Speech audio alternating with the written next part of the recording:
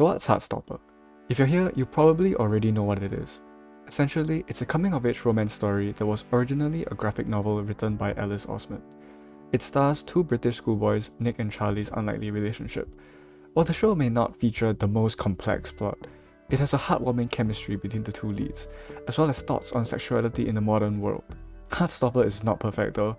There are a few filming inaccuracies within the show, like how you can tell in episode 1 that Want Me by Baby Queen was cut short. Or just see how many times Mr. Farouk picks up and puts down his pen in this scene before it just begins teleporting. A bully? Congratulations. Okay. I don't even... Have you talked to him? You should talk to him then. And there's absolutely no way the entire school doesn't know about Nick and Charlie after Nick quits the sports day rugby match to walk away with Charlie hand in hand. Side note, I know Imogen later says it's obvious, but nonetheless, them coming out is a major plot point for season 2. But ultimately, it's a super feel-good show with an amazing soundtrack and realistic characters. And what I especially love about it is how it subtly uses composition to tell its story and inform us more about its characters, which is what I'll be going through today. Disclaimer: this video will not involve discussion on the graphic novels or season 3. I'm going to base my thoughts specifically on the first 2 seasons of the Netflix series. Heartstopper is no Euphoria. There are no groundbreaking compositional techniques that you would see in a big budget piece of media, but the smaller details still help to tell the viewer certain hierarchical dynamics without being too in your face. We can already see this in the first episode of season 1, so let's use that as a case study. See you later then, yeah? Still don't tell anyone about this. Oh,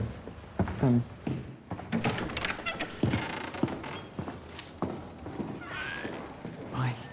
After Ben's brief intimate meeting with Charlie, we see him leaving hastily with a quick reminder to Charlie not to tell anyone about their relationship. As the door swings closed, Charlie is captured within the rectangle of the door's window, caught mid-wave. This claustrophobic framing symbolizes Charlie's inability to be who he is. As Ben is still closeted, Charlie is forced to keep their relationship a secret. Not only that, Charlie being trapped as such is also metaphorical for the power dynamics between him and Ben. He has no space to move here. Essentially, he has no freedom. Ben's the one that closes the door on him, Ben's the one with all the power. There are 2 layers of oppression here, one where Charlie is trapped in this small room and the other where he can't even escape the confines of the door's window, amplifying the sense of helplessness radiating from Charlie at this point.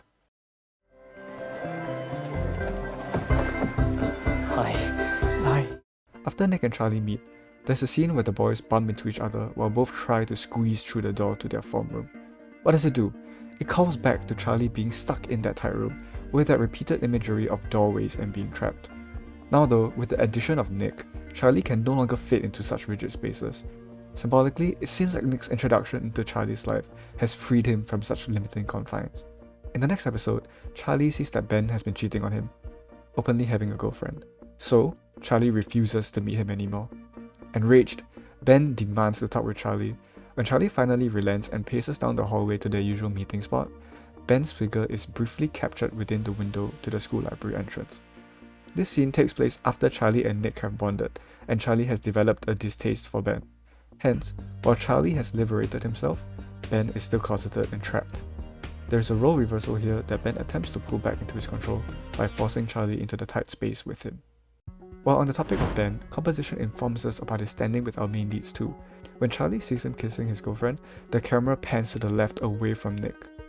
This would mean that Ben was standing in between Nick and Charlie, a foreshadowing of the tensions that Ben creates. Come season 2, when Ben wants Charlie again and is resentful towards Nick, what do we see? We see Ben placed between Nick and Charlie in the hotel.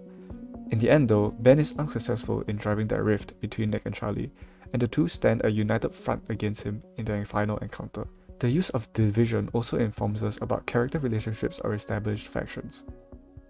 Midway through season 1, composition shows us Nick's torment between staying with his popular friend group or following his heart to be with Charlie. During the rugby game after Charlie gets injured, he stands in the rain watching the crowd's shocked expressions. Placed right in the center of the frame, he's dividing the crowd into 2 distinct halves, Charlie's group and Ben's group. Although he wants to be part of Charlie's group, he knows he can't leave the popular clique for fear of him getting outed, as well as losing his popularity. Meanwhile, he never felt like he was truly part of the popular clique. By making him a divider here, we see his inner conflict having assimilated into neither side. 2 episodes later, when Nick feels more secure in his identity and confides with Tara and Darcy, a couple that just came out, they assemble on the basketball court. An overhead shot here expertly divides the scene into 3 segments, with the characters sitting inside a triangle cutting downwards. It makes it clear that the 3 are unlike those outside, or at least they feel so, and the green fence is a visual manifestation of this notion.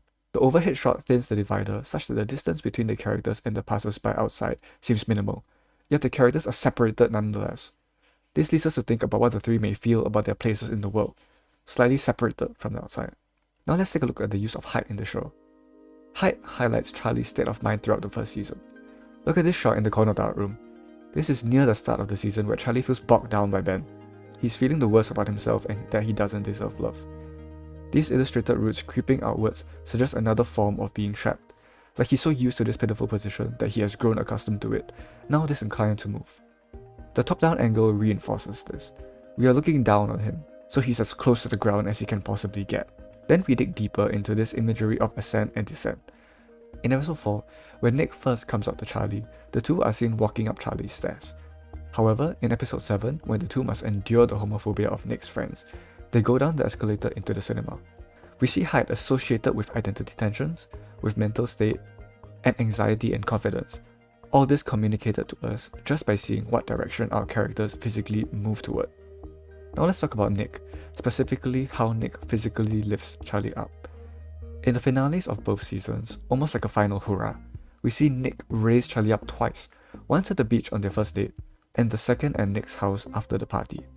The physical act of ascent symbolizes Charlie being dragged up from his well of self-hatred, and the fact that it is executed through someone he values deeply emphasizes the close-knit bond that the 2 share.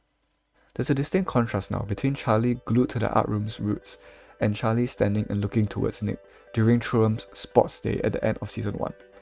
Thematically, Charlie retreated to these roots after a traumatic event, like feeling betrayed by Ben, or feeling like his relationship with Nick was ruining Nick's life. Yet on sports day, to get a better view of Nick in his rugby match, Charlie steps upward. This could be fueled by newfound confidence after mustering the courage to tell Ben of prior, due to the accumulation of strength he has gathered through support from friends and his experiences all season. Ultimately, this is a beautiful portrayal of Charlie's acceptance of himself. Although he's not fully comfortable with his identity yet, this is a crucial step forward that signifies his growth. There's also a stunning use of colour in this show. Other than making each scene look ethereal and dreamy, colour is also symbolic of opposing beliefs. Warm ochres are usually used to signify acceptance and comfort within the show. At the milkshake cafe, when the friend group bonds, there is a tint of honey. When Charlie is about to perform at school, the spotlight cast on the actors is golden. And in the sweet moment when Nick and Charlie hug before going to the school prom at season 2's finale, the entire room is filled with a warm yellow. Nick's room, on the other hand, is muted with blue undertones when Nick's brother David berates Nick for dating Charlie. The comparison here hence suggests that the show's take on feelings of isolation, rejection, and homophobia are carried by blue hues. Let's take a look at this scene in season 2 during Tara's party, when Harry and his friends want to join the commotion. Harry is one of the main antagonists of season 1. He bullied Charlie and mocked Nick's relationship with him. The segregation of factions is expertly shown in this scene through the contrast of colour. Look, I just wanted to say I'm sorry. I know I've said some homophobic stuff in the past, but I feel like I know better now. And I'll never say anything like that again. So, we cool? Can we come in? No.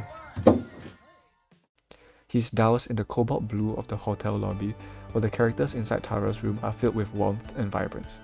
While the outside is mostly monochromatic, with the colour of Harry's clothes and even skin almost completely penetrated by the blue, the main leads all have distinct colour palettes supported by the swaths of amber. It makes you think of rigid beliefs confronted with diverse, varied opinions. Of course, the colours thematically tie into the story, when Charlie stands up for himself and does not give Harry the satisfaction of forgiveness, because he does not owe that to Harry. He blatantly rejects Harry's half-hearted apology and closes the door, blotting out any hints of blue from intruding into the safe space, the room. It is not the first time this blue has been associated with Harry. In episode 3, after Nick and Charlie's first kiss, Nick panics and flees from Charlie to meet Harry because of the fear that Harry and his gang will find them together. From the iridescent, ethereal lighting of the room, where once again you can see that familiar glow of gold, there's a hard cut into the startling blue, flooding the lobby when Nick converses with Harry's gang, explaining that he does not mind Harry's behavior in order not to have a fight. Colours also play a significant role when moving on to the other antagonist of the show, Ben. Ben is very associated with the colour red. Red can be passion and love, but while it signifies love and the courage to break boundaries when it is paired with Tao or Nick, for Ben, this red is very symbolic of danger. There are multiple instances when the blood red hue pops up. The first is during Harry's birthday in episode 3, when Charlie bumps into Ben on his way to the toilet. As he walks through the hallway, the red spreads across the walls first before Charlie fully realizes who he has collided with. The way it frames Charlie, as if trapping him in yet another box, is reminiscent of the possibly permanent effect of shame and guilt that Ben has imparted onto Charlie in their emotionally abusive relationship. The four walls around Charlie are red, and the only way forward is being obstructed by Ben. Charlie's inner conflict is thus brought out into the space of the screen. Meanwhile, he is backdropped against a window showing nothing but a cold blue as mentioned earlier. If Charlie were to turn back here, he would be succumbing to Ben's influence and retreating towards the blue, the symbol of unacceptance. But in this scene, we see Charlie demonstrate strength by pushing past Ben and then walking forward, away from the blue and the red, back to the pulsating, vibrant neon colours of the party. Of course, a lot of this could just be overreading. After all, sometimes the colour is utilised to provide a realistic effect. The blues cast on Nick and Charlie as they sleep in the same bed on their last day in Paris is meant to imply the romantic night sky of the country, not that there is latent unacceptance shining on them. Same thing with the contrast between the school prom and the party together at Nick's house in the finale of season 2. There are a lot more cold blues used in the prom setting compared to Nick's house, but not because there are feelings of judgment or oppression in the prom, but more so to facilitate the stark difference between performing for others versus the intimacy of a warm domestic home. When Nick outwardly shows his affection for Charlie by taking his hand on sports day, he leads Charlie down, but this doesn't necessarily mean a descent into repression. However, these filmmaking techniques were not included by chance, but were intended to elicit a specific effect, which is why they should not just be accepted at face value, but deserve to be appreciated and dissected for why they work. Side tangent, but I love the subtle foreshadowing in some scenes, like in this one where Isaac's reading Ace of Spades at the start of season 2, or when he looks at all the couples in Charlie's house worriedly knowing he doesn't experience those same emotions, foreshadowing how later he may come out as Arrow Ace. But this scene at the end of the first episode of season 2 is shot like a horror film, and nothing can convince me otherwise. The cut from Nick's slow motion happy walk to a gradual zoom in on Charlie's serious face is peak comedy.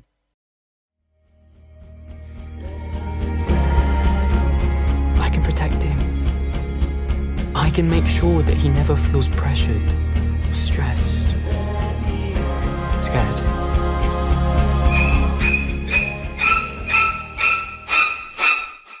Thank you for listening to this rambling rant about why I enjoyed the compositional and colour choices within Heartstopper's first 2 seasons. If you learned something, that's great! And if you think I'm looking too deep into this teen show, that's okay too. See you around.